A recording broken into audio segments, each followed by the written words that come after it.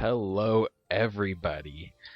This series is going to be I believe, 9-part series that is going to consist of me going through all of the cards in one step from Eden and giving my thoughts and opinions on them. How do I think they're best utilized? What kind of synergies do they have? And when should you take these cards? We're going to be going through this one focus at a time through alphabetical order, and we're going to start with the Anima focus today. For those of you who watched the original video, because this is in fact a re-recording, you may note that my opinion on a few of the cards may have changed a little bit since the original recording. But let's get started here. So we're going to start with Anima, and the very first card we'll be looking at is Backburner. Backburner is a bad card. Generally, cards that negatively impact your side of the field or negatively impact you directly need a solid payoff for them to be worth taking. Unfortunately, Backburner does not offer that. It's 1 mana, it's doing 60 damage, and it's covering a quarter of the enemy field in flames. That's actually better than Firewall if we take just the enemy field into account. However, it's doing exactly the same thing to your side of the field, so it's symmetrical. When an effect like this is symmetrical, it's essentially locking you out of a quarter of your field, which is a huge problem. This is not a good card. I definitely would never take it standalone, and even if I'm in a very strong flame synergy deck, I still wouldn't bother with it because it's just way too risky to take. Next up, we got Blizzard. So Blizzard is a 5-mana spell that is hitting a random tile on the enemy field 6 times 8 times, which is 48 times, so on average it will be hitting every enemy 3 times. It applies Frost, so that means that on average Blizzard is going to be proccing Frost on every enemy on the enemy side of the field. For 5 mana, how good is this effect? To begin with, I think this is a good point to go ahead and explain some of the benefits of these really expensive cards as well as the downsides. So clearly the biggest downside is you actually need 5 max mana in order to cast this. And 5 mana is a lot of mana. So for most loadouts, this is going to require 2 mana gems or a single violet. And that's not that bad, but it's a little bit of a tall order. Now, the upside of these types of spells is that they benefit a lot more from scaling upgrades. So an upgrade like Restore Half Mana Cost is much better on Blizzard than it would be on a card like Kinesis. Because instead of restoring a single mana, you'd be restoring 2.5 mana. Same goes for double cast if you can accumulate enough max mana to do that. So upgrades tend to be better on these really big cards. Also because since you're spending so much mana on it, that means that this is more mana you spent that's been upgraded compared to upgrading a 1-cost spell where only 1 mana you've spent has been affected by upgrades. Instead, 5 mana you've spent has been affected by upgrades. So how good is Blizzard? 5 mana to apply Frost to everything once by itself is okay. It's not the greatest rate ever, and the damage rate really sucks on it. So we're really just here for the Frost. Generally, this is the kind of card I would take after I accumulate 5 mana and after I have some Frost Synergy Relics. Fortunately for Blizzard, Frost Synergy Relics are pretty common. Frost is one of the most heavily supported archetypes in the game. So I would say in most runs, I can expect to have some sort of Frost package going on. So I think Blizzard is slightly above average. It could be a lot better, but it could also be a lot worse. Take it when you have synergy pieces to go with it already. Next up, we got Brushfire, which is an okay card. Clearly, it's useless by itself. This is a very clear flame payoff. However, the thing is, it has diminishing returns with the thing it's paying you off for. So it's kind of hard to think about Brushfire because it's kind of the thing with flames in general is they have very high diminishing returns. The more and more flame applying cards you put into the deck, the worse they become, because you can't have more than a single flame on tile at a time. All you can do is refresh those flames. So with a card like Brushfire, when you have enough flames to make this worth it, the odds are the diminishing returns from it have already started to kick in pretty high. It also does not work at all with Firewall. It's okay with Fire, well, not Firewall, Ring of Fire. It's okay with Ring of Fire, but in general, I think this is a little bit of a lacking card. You can take this if you're really deep into flame synergies. However, at that point, the diminishing returns from flames have started to kick in already. This is a card I rarely take. There are very few times where I actually want this card. It is only 1 mana, so in a dedicated flame package, it's not going to be too offensive. However, it's not terribly impressive either. I'd say this one is slightly below average. Only take it if you're specifically looking for this kind of effect. Next up, we have Carpet Bomb, which is a very good card to take if you want to lose the run. So Carpet Bomb has the same problem as Backburner, where it's a symmetrical effect. However, unlike Backburner, the effect it's applying to the opponent's side of the field is not very efficient at all. 3 mana for this effect is a terrible rate, 40 damage, and on average you're going to be applying flames to 3 tiles compared to Backburner, which is doing 60 damage and applying flames to 4 tiles, and you know what those tiles are going to be. Carpet Bomb has a lot of RNG associated with it, and it does it to your side of the field, and unlike Backburner, once again, you have no idea what it's going to do to your side of the field. And on top of this, it's applying Fragile to you for some reason. This card's terrible. Never take it. It's very obvious why this card sucks. I can't even imagine any ways to make this card decent. It's just, no, like, 3 mana for this, and it's worse for you than it is for the opponents? Like, just stay away from this, it's very bad. Next up, we got Cold Medicine, which is a very good card. So, it does heal your opponent for 40, or enemies for 40. However, it also applies to Frost. If you manage to proc the Frost at some point, this means that it's doing 100 damage and healing for 40, so 60 damage. Plus you're getting all the Frost energies, and as I already mentioned, there are a lot of good Frost artifacts.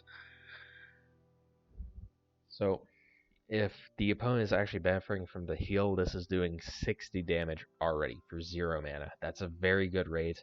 That's a rate that's above Mini Thunder. That's a rate that's above, what's it called, Iron Will. So it's a really good rate.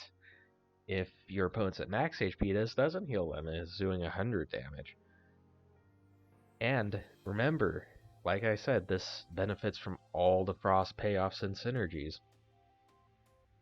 This is a spectacular card. This is the kind of card I take in the early game when I don't know where my deck's going. I'll see Cold Medicine, I'll think, oh wow, Cold Medicine's really good. I'll take that now and maybe consider going into a Frost package and getting that together. And if I already have a Frost package in my deck, then I will take Cold Medicine for sure, because, I mean, it's just such a powerful Frost card. Next up, we got Cold Snap. This is kind of a average Frost card when it comes to Frost cards.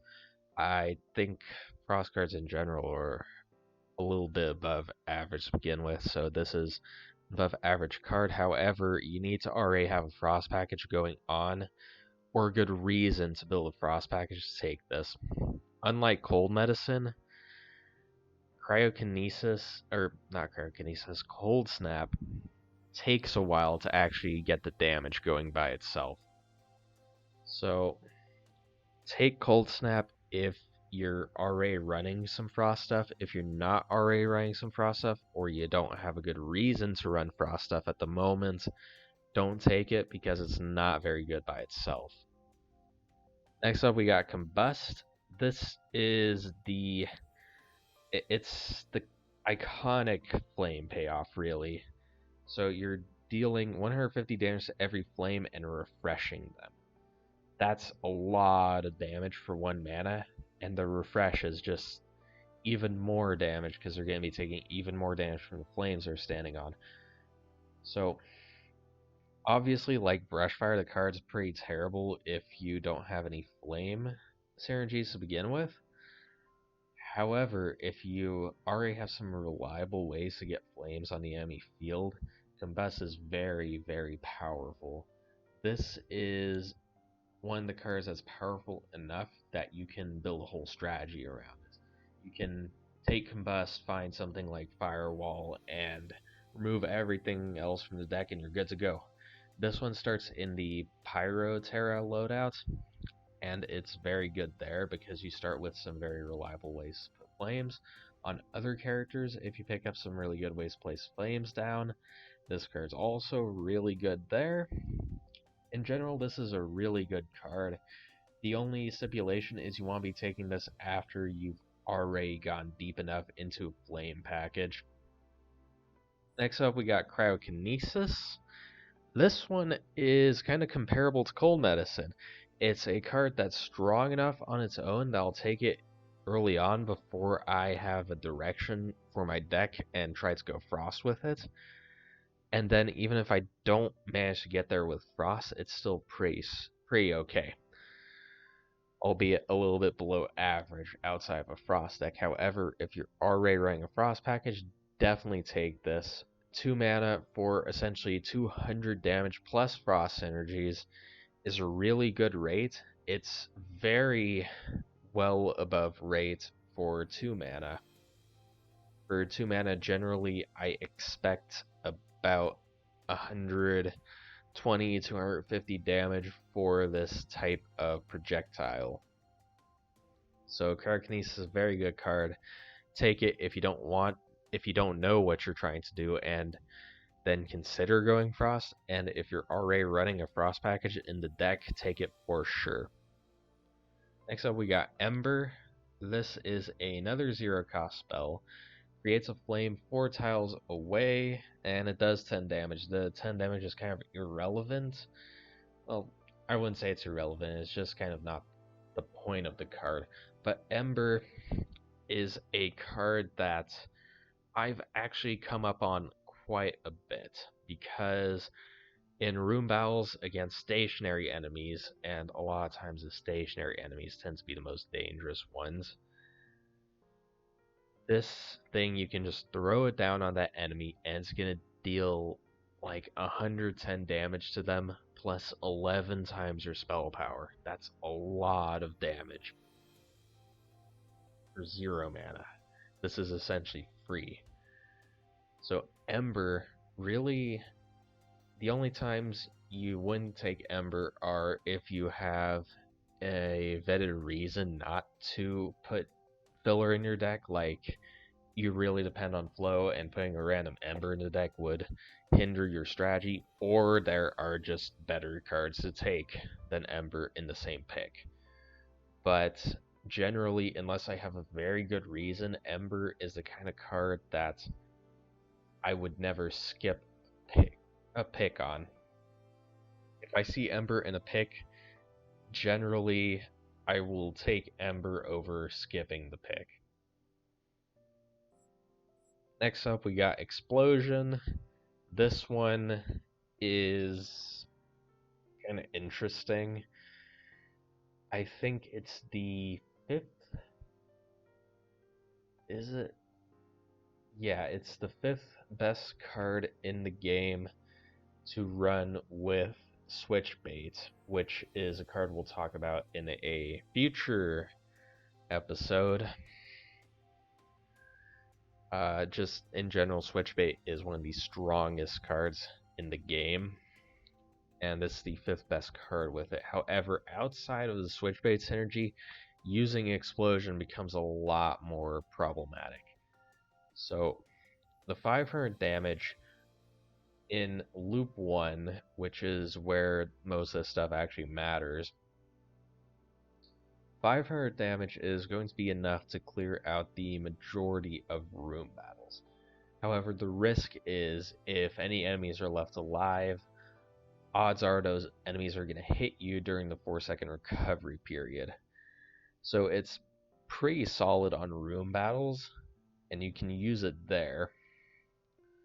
It does consume, which is kind of at neutral. On bosses, you probably want to use this to be finishing them off, because if the boss is still alive after you've cast Explosion, you're just going to be sitting duck for 4 seconds, and I guarantee you they're going to take the chance to tear you to shreds. 5 mana is quite a bit of mana, but this is a very big, flashy card with a very big effect. Take Explosion if you're interested in clearing room battles, or if you're interested in comboing it with Switch Bait. Outside of that, you don't really want it because the card's far too risky. During boss battles, this won't help you at all. Next up, we got Pitbull Vitter. So, this is by itself just doing 300 damage to every enemy in play for 4 mana over 6 seconds.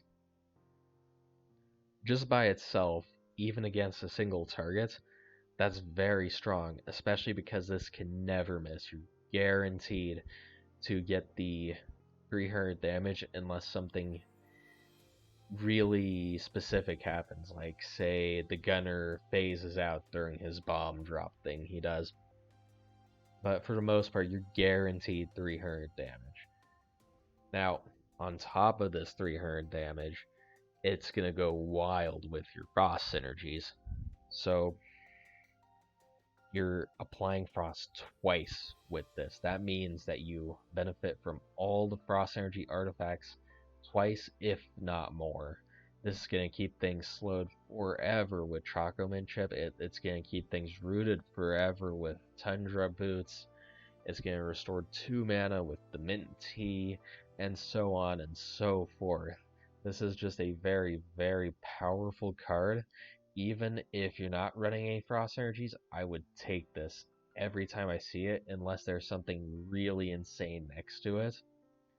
And if you are running Frost Energies, I think this is probably up there as one of the, if not the best card for your deck. So, whenever you see this, definitely consider taking it very highly. Next up, we got Firestorm. So, it's shooting 12 shots total. I believe this works out to covering on average about half the enemy field in flames, since it can hit the same tile twice. So, this is an okay card. It's kind of a little bit... Actually, no. I'd say it's about average when it comes to flame applying cards. Generally, when I'm putting flames down, I want to know exactly where those flames are going. With Firestorm, I don't know where they're going to end up.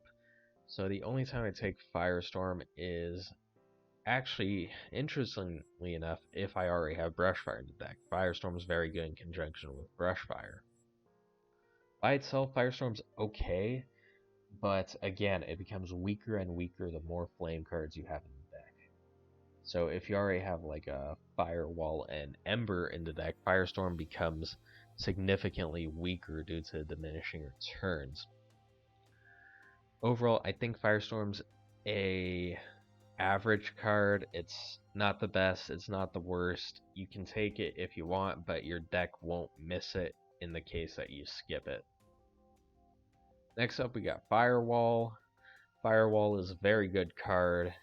The formation of the flames it creates tends to be very, very valuable because there are a lot of enemies that like to just move up and down and up and down.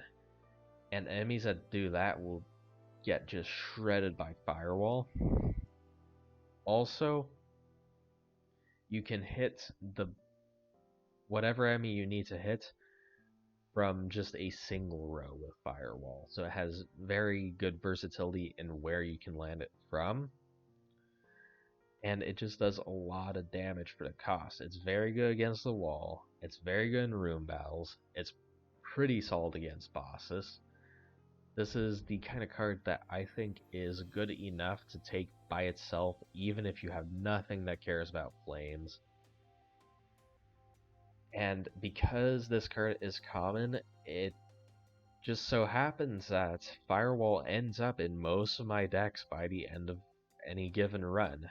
Most of my decks involve Firewall because it shows up every single time almost, and usually it's very hard to justify not taking Firewall. So this is a very good card. Take it a lot, and you'll get good results with it. Next up, we got Flamberg.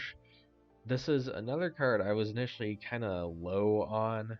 However, there are some good niche things you can do with Flamberg. So, 100 damage and cone, deals 10 damage to the first thing it hits, then deals 100 damage and cone to everything behind that target. This is pretty terrible against bosses. However, it's pretty terrible against bosses by itself. However, in room battles, it's pretty okay. Where it really shines is in decks that run a few structures. In those kind of decks, like, say you're running either the Hazel loadouts or you're running Gunner with a structure focus, you can place whatever structure you want. Say you're playing Break Hazel and you drop down a wall. Then you Flamberge that wall and it covers most of the enemy field in flames. It's really solid in those kind of decks, especially since those kind of decks tend to not take a whole lot of cards with flames, so this normally won't suffer from the diminishing returns that come with flames. So I would definitely take it in decks that involve structures. However, in decks that aren't running structures at all, this card's not very great. Next up, we got Frost Barrage. Frost Barrage is another card kind of in the vein of Kinesis and Cold Medicine. This is a card that I like to take a lot early on in the run while my deck has no direction. This is because, for those of you who don't know, if you're standing in the top or bottom row, the Frost Barrage compresses onto a row you're standing on, so it can hit the same enemy twice. So if you're running this and you cast it, you're staying in the top row, it'll cast 2 Frost Bolts in the top row and 1 in the row just below you, and vice versa with the bottom row. This is a really good rate. It's not as good as Cryokinesis, however, it's a bit easier to hit than Cryokinesis, and it has the AoE factor, so against really fast-moving bosses, you're almost guaranteed to hit with this anyway. It applies Frost really well. If I see this in the early game, I'll take it and consider going into Frost. If I see this while I have Frost package, I'm for sure taking this. This is also one that's good with a lot of upgrades because it's almost pretty much guaranteed to hit. This is just a very versatile card. It's very solid. Definitely like this one quite a bit. Next up, we got Frostbite. So for 0 mana, we're throwing a little bolt out that hits the square 4 tiles away from us and applies a frost. If we have Fragile, it's applying 3 frost. This one starts in Violet's area loadout. Or no, in Violet's double time loadout. My bad. And it's good there because Violet can apply Fragile to herself just by default. However, outside of that, I think this card's a bit too clunky to be good.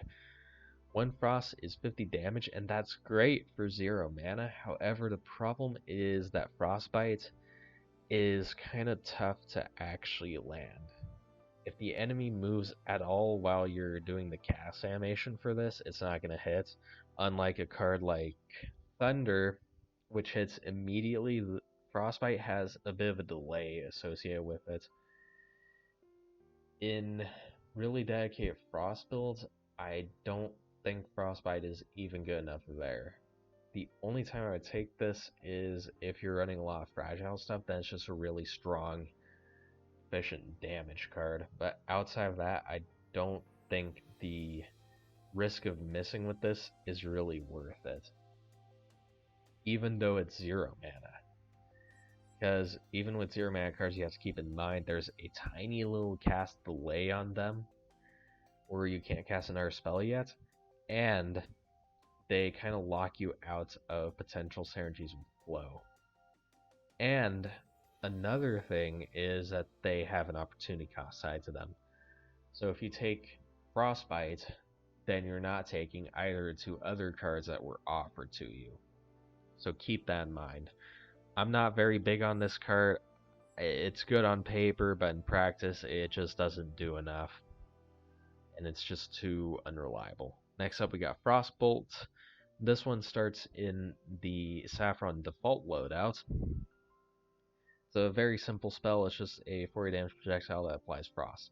Frostbolt, unlike some of these other Frost cards, is not good enough to take by itself. I think for Frostbolt to be worth taking, you already need a good Frost package. If you already have a good Frost package, it's a decent pickup. However, you could still make an argument for not taking it because it's just not as good as some of the other Frost cards. However, if you have enough Frost synergies, I think it definitely is worth taking. So it's a bit worse than cards like Frost Barrage, Kinesis, or Cold Medicine. However, it is still a solid Frost card. And I would take it if you have a good enough reason to take it. Next up, we got Hailstorm. This is a bad card. The problem with Hailstorm is it's hitting 18 random enemy tiles. That means on average it's hitting every enemy once. What also applies 1 frost to every enemy? That's right, Cold Snap. Cold Snap costs 1 mana for almost the same effect as Hailstorm. That means that Hailstorm is just only barely better in its effect than Cold Snap, but it costs 4 times as much. This is not a good card. Don't take this card. Don't take it without Frost. Don't take it with Frost. It's just not worth it. The efficiency is too low. The numbers just kill it. Next up, we got Ice Hockey. This is yet another Frost card. However, this one's kind of a diag beam. So, the thing with diag beams, especially with Ice Hockey, is they're very good if you know how to hit them consistently. However, if you don't know how to hit them consistently, they're kind of crappy. So, if you're already invested in a Frost strategy, for sure take Ice Hockey, even if you don't know how to hit it very well, because guess what, you can practice with it. If you do know how to hit it very well, you might want to consider taking this even outside of a Frost strategy as a gateway into a Frost strategy. Generally, the most you can expect from this is to to proc Frost on a single enemy 1 time and deal 120 damage to them, which is a very good rate for 3 mana. So, This is a very good card if you're good with it. If you're not good with it, it's not so great. But the problem is, to get good with it, you need to play with it in the first place. So you're going to have to take it anyway. So definitely like Ice Hockey. It's a very solid card. It's a Frost card, which means it's got a lot going for it just by default because of all the support it gets. So definitely take this quite highly. Next up we got Ice Needle. This one starts in Celes's Snow Loadout, I think it's called. And generally you're looking to use this to apply 2 Frost to every enemy in a row. This is about in the same vein as Kinesis, Frost Barrage, and Cold Medicine, where the card's good enough to just take by itself. Damage rate isn't as good as Frost Barrage or Kinesis, however, it's better in room battles against enemies who line up in a row. When that happens, Ice Needle can hit all of them, and it applies 2 Frost to them, assuming it hits on the return trip as well, which is a really good rate for 2 mana. So generally I would take Ice Needle all the same times I would take Frost Barrage, Kinesis, or Cold Medicine. It's a good segue into a Frost deck if you're still looking for something to move into with your deck, and if you're already running a Frost package of some sort, it's very, very good. Next up we got Ice Spikes. This one is somewhere between Frostbolt and all of these other Frost cards here, specifically Cold Medicine, Kinesis, Frost Barrage, and Ice Needle. I'd say it's a little bit better than Frostbolt, but it's a bit worse than these other cards. I think this card isn't quite good enough to take by itself because it's only playing 1 Frost by itself to enemies most of the time, unless something really weird happens. But if you're already running Frost strategy, it's acceptable, but it's not as good as some of the other Frost cards. So you can miss with it sometimes if you need to dodge some stuff. I don't care a whole lot for the card, but I do acknowledge that it is a decent card. I just don't like the mental overhead it adds to itself. Generally, I would only take this if I'm already pretty invested into a Frost strategy. Next up, we got Mini Thunder. This is kind of the baseline card for all these 0 cost things.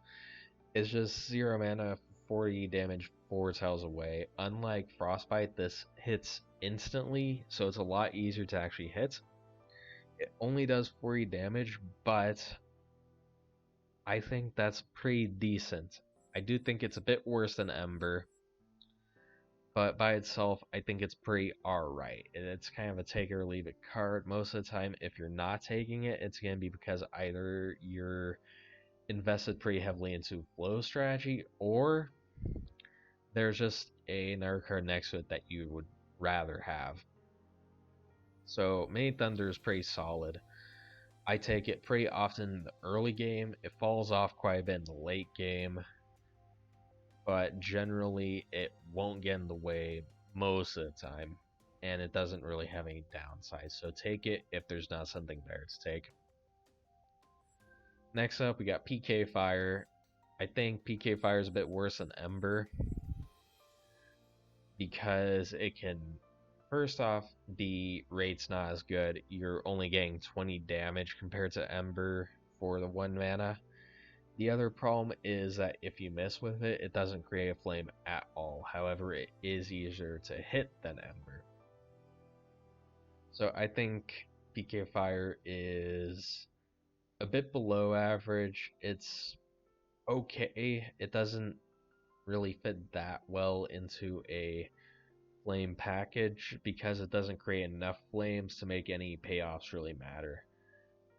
I think it's the kind of card you take really early on, or you just keep in a deck because it's in your starting loadouts.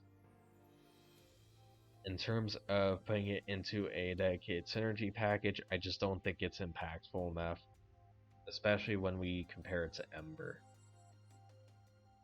Next up, we got Pyroblast. This is kind of an agnostic card.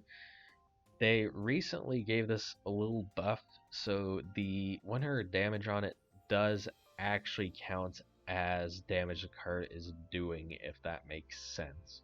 So pretty much it used to be if you put an upgrade on it like double damage and consume, it would do 100 damage from the hit and then another 100 AoE damage, but now it does 100 damage on the hit and 200 AoE damage, so it's quite a bit better there. It's not a huge buff, but it is a little bit of a buff. So Pyroblast is a solid card. On average, you're to a single target, at least you're getting 75 damage per mana invested, which is a slightly above average rate. So that's good.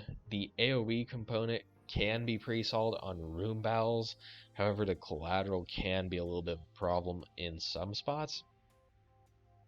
But usually it's a bit of an upside. Generally, this is the kind of card I take in the early game to pad out my damage potential.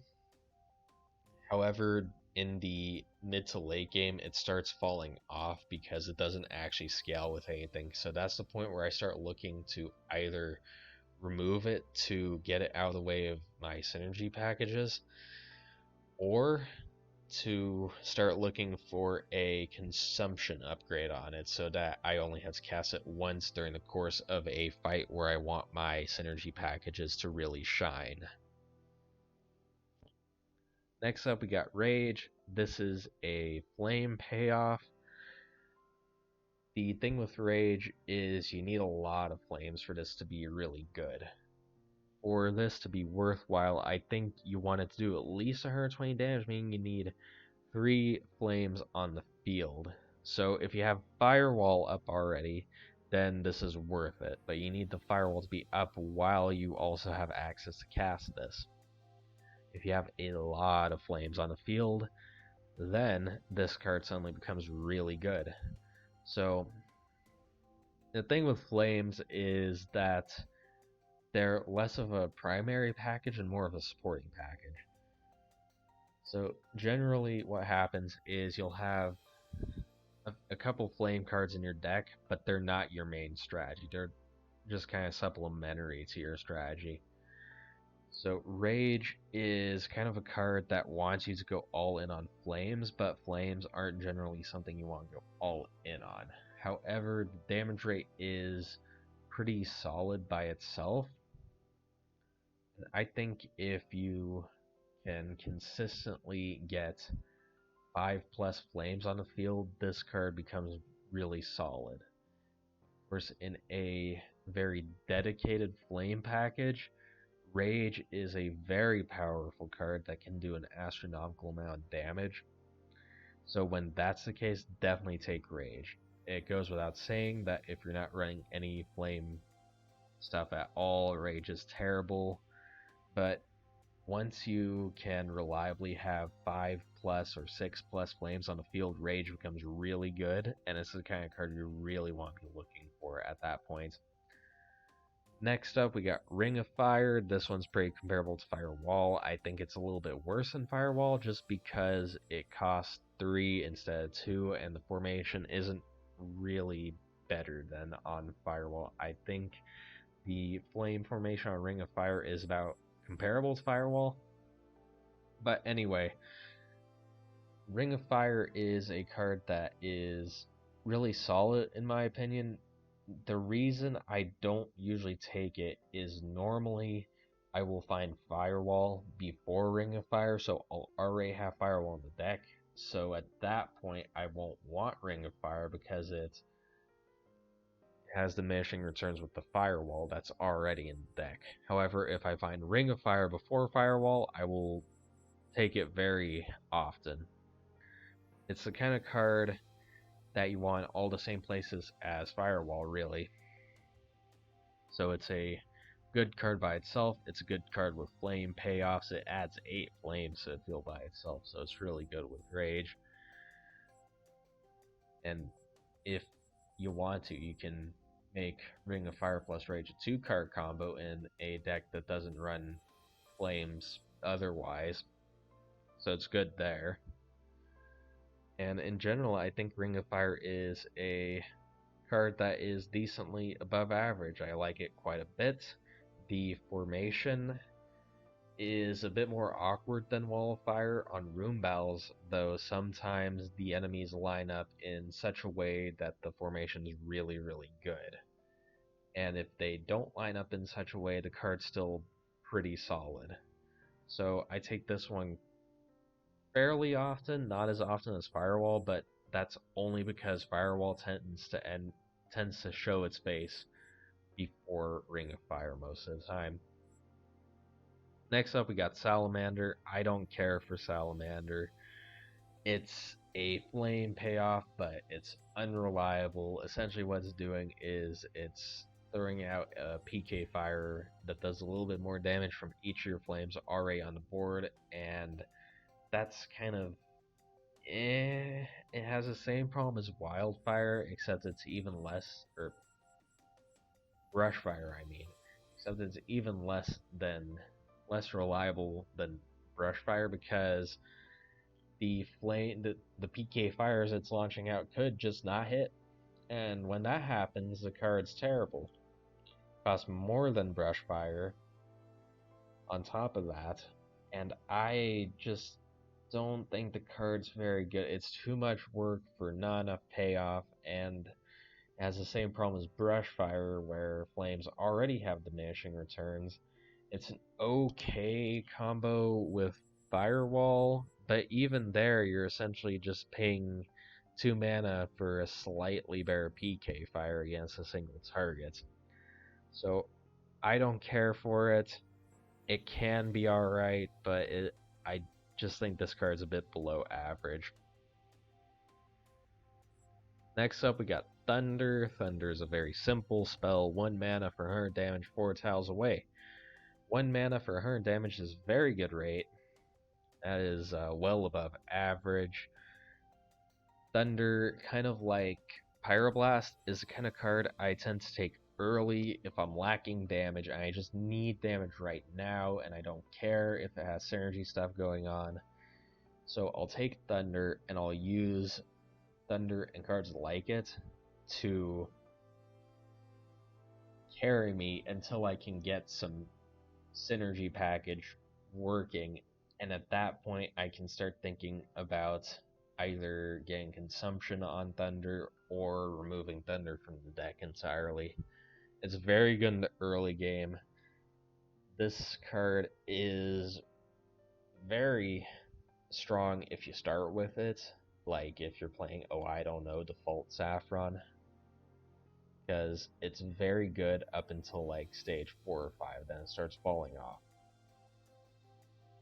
So take this if you're lacking damage in the early game and use it to hold you over until you can find a solid synergy package to take its place.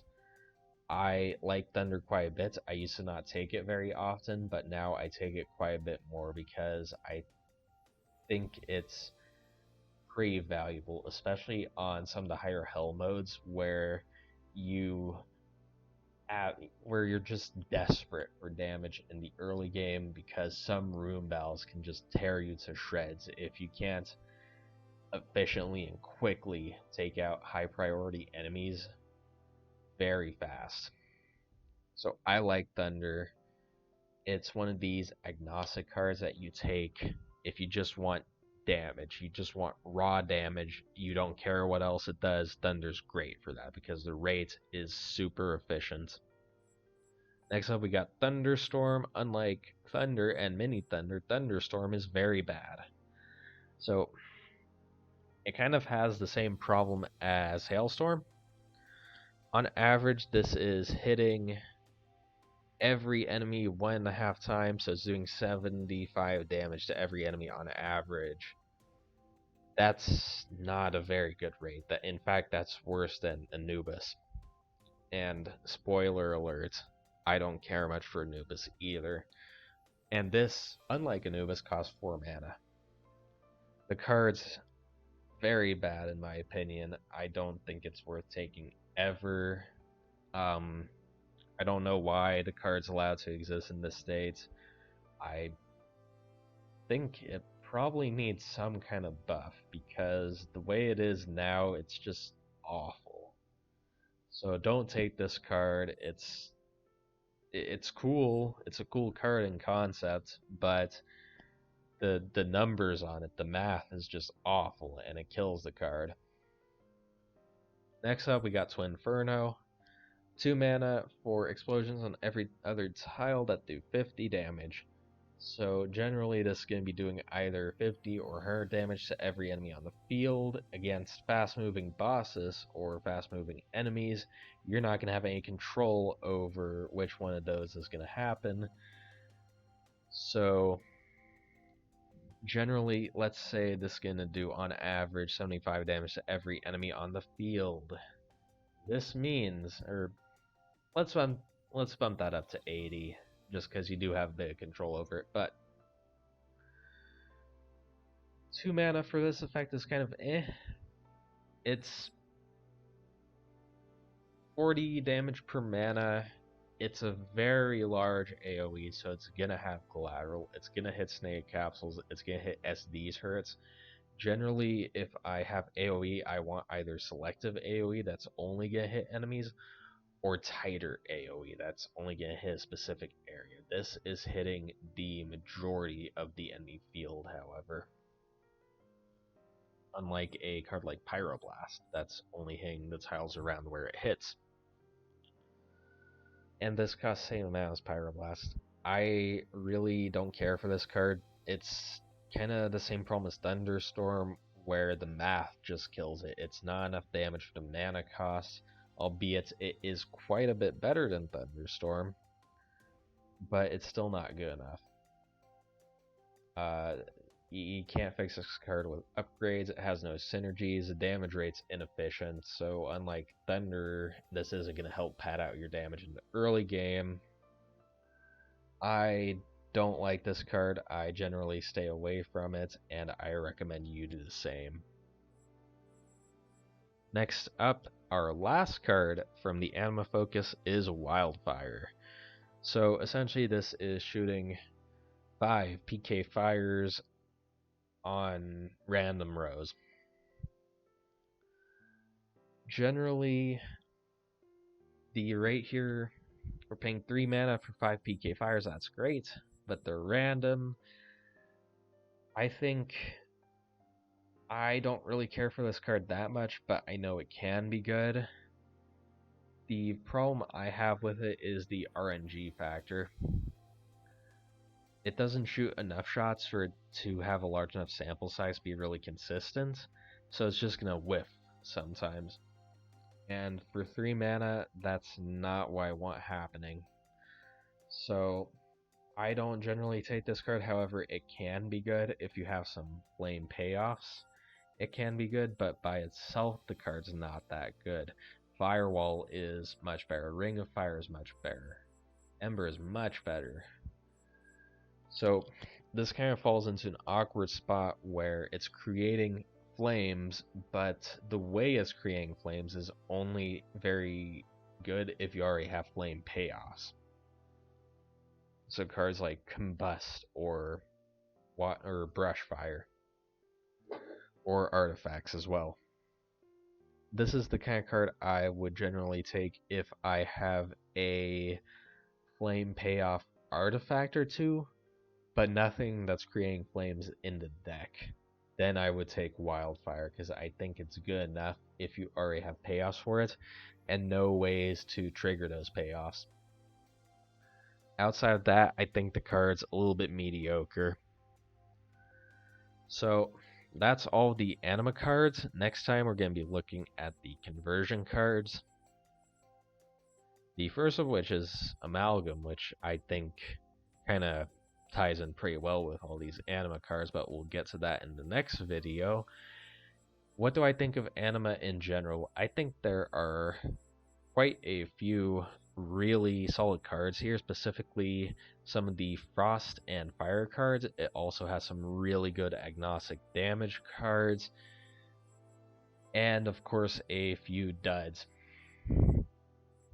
and of course a couple broken cards in the form of Pitbull Vitter and Eh, no, really, Pitbull Vitter is the only really good card here.